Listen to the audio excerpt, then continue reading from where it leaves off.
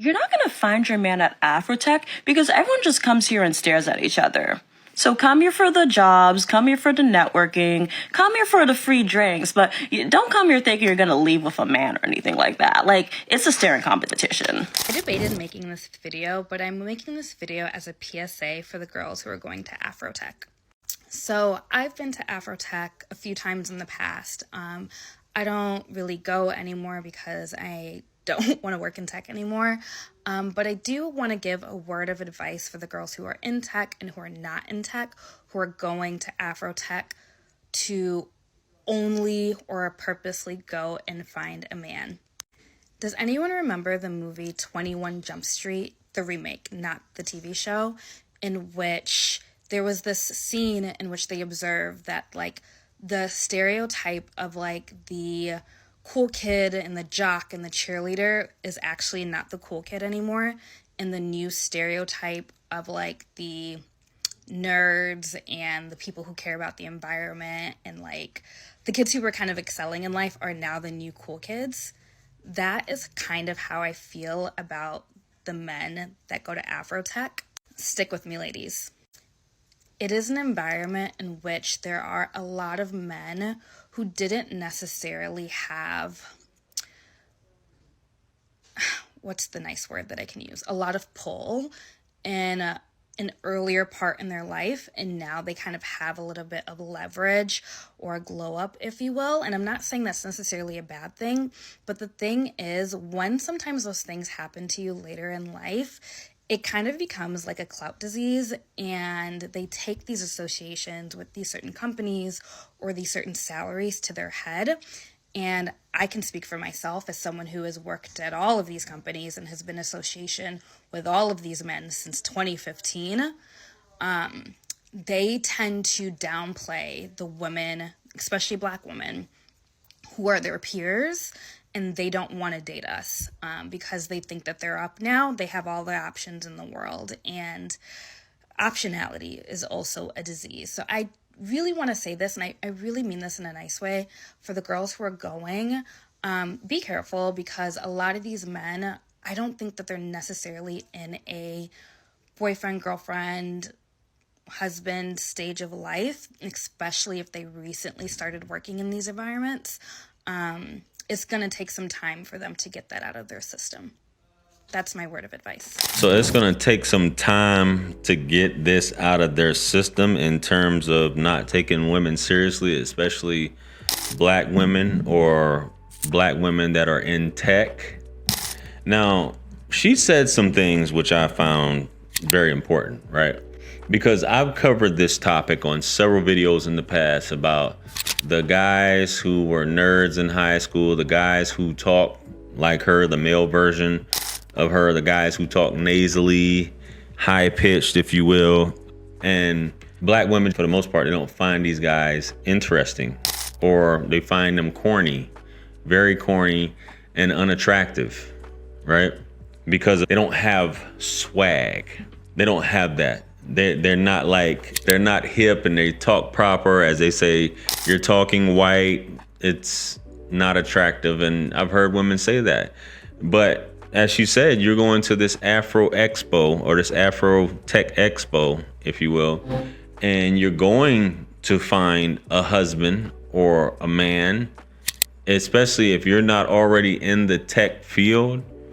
A lot of these guys that are doing well for themselves, baby, you have to do more than just show up. You have to show interest. And if you're not in the tech field and you're trying to pretend to show interest, like, a lot of these guys, they can see it, that, yo, you're not really interested in. And besides that, you find that I'm corny, or you always thought that I was corny. So you're coming here looking for a husband or looking for us to lock you down, and that's not the case. A lot of women feel like they just don't have to do work. And I'm not speaking specifically about Black women, but in this case, I feel like I have to, because it's just like, hey, I'm here. I said hello. You should give me the time of day, because, hey, I'm a Black woman. You're a Black man. You're successful. You're a sellout if you talk to anybody else except for me. Even though you may not be welcoming, you may not be warm, you may not show interest in anything that this man is doing. But you're in his playground wanting him to show interest to you. Not so. Not how it works. A lot of things, especially rejection with some people, that sticks with a lot of people. And you can say it's petty and JR, well, that's not taking the individualistic approach. You're putting us all under the same umbrella in terms of black women. You got to show me, baby, why I need to give up everything or why I need to focus completely on you and make you my wife. And if you're not helping me in any way, shape, or form, other than thinking that you can throw some buns on me every now and then, what are we doing here? Really, what are we doing here? And I'm sorry to hear what she's talking about, baby, but not everybody's going to choose you.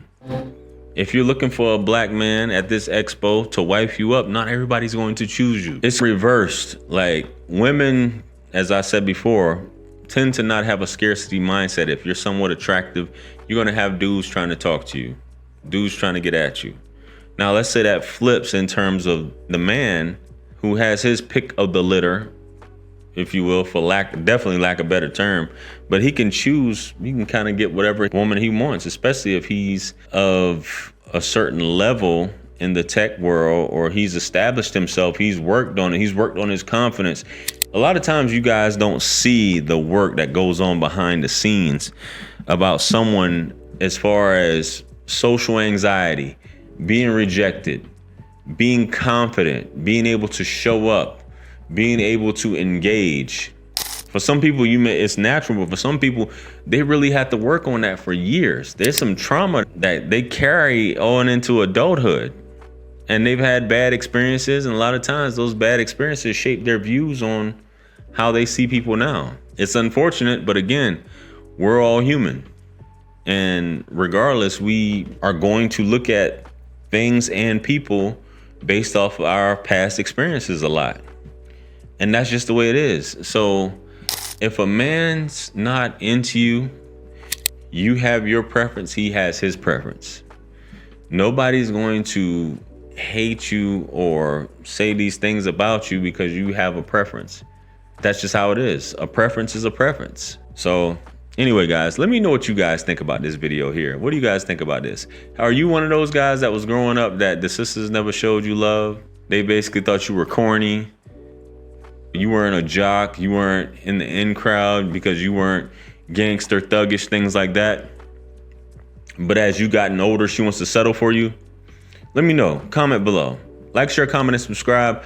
Much blessings and abundance. Stick around for the next videos. It's going to pop up on the screen below. That's where I'm going to see you guys at. It's your favorite everything. This is Wisdom. I'm the best. Let's run it up to 1 million. Quit playing with me. Peace.